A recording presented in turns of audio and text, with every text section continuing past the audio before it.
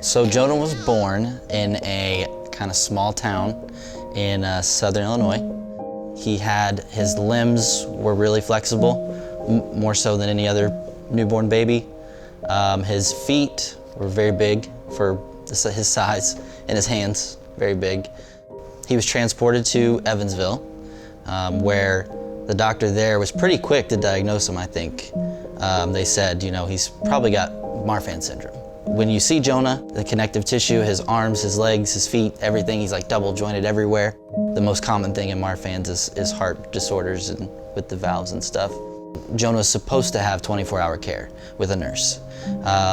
And we had about 3 nurses that we loved to death, and they would rotate in and do as many hours as they could. We would sleep on his floor at night. We would give him his medicine in the middle of the night, all that stuff.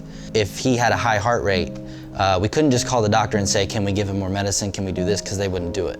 If he had any kind of issue, he had to go to St. Louis, which was 2 hours away. Ambulance. By ambulance. We couldn't just pack him up in the car and go. We had to call the ambulance, we had to call. So a few times of that, and ultimately the stroke that Jonah had from his high heart rate was ultimately our decision to find a place like Home of the Innocents here. We had to admit.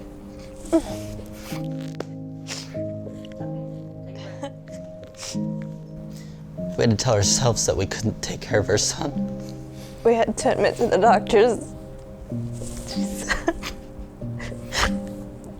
that we couldn't take care of him.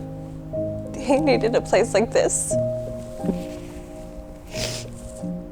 It was very hard, but it's what's best for him. We called over here, I forget who I talked to, but talked to him for about 45 minutes on the phone and told them everything I could about Jonah. They're like, well, that sounds like a typical kid that we take care of.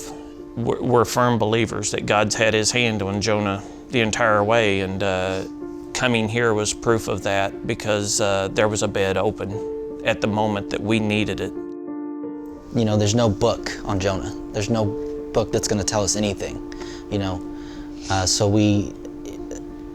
the time that he's been here has shown us that there's no set rules on when, how long we're gonna have Jonah or anything, so we just take every day a day at a time. We know that one day that phone call will come. We also know that if we're not here at that moment, that he's around people that love him. But it's really comforting to know that he's not alone here. 1, 2, 3. I've seen your muscles. I see you in therapy working so hard. You did so good. This place has given our families peace. They've given us confidence and hope. We have hope, and a lot of it is because of the care, the love, everything that he receives here at the home.